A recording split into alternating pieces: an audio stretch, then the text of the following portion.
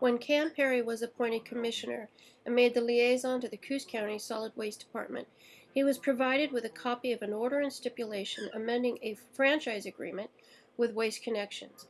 The company agreed in 2003 to deliver a minimum amount of waste tonnage, the prior 3 years' rolling average tons of acceptable solid waste, to the Beaver Hill Disposal Site as part of its franchise and purchase of Les Sanitation.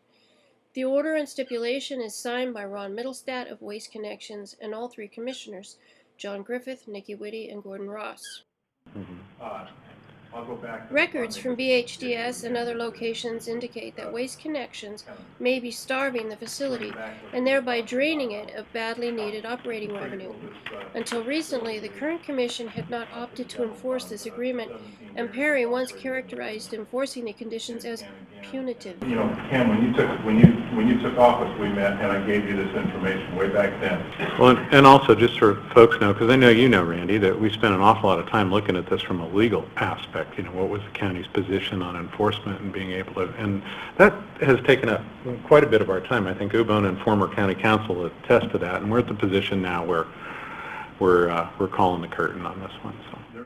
And the agreement says that when Waste Connections purchased Les Sanitary, that it shall continue to deliver the prior 3 years rolling average tons of acceptable solid waste, adjusted for growth, collected from unincorporated areas of Coos County to the Beaver Hill Solid Waste Disposal Facility for so long as the Beaver Hill facility is owned and operated by Coos County.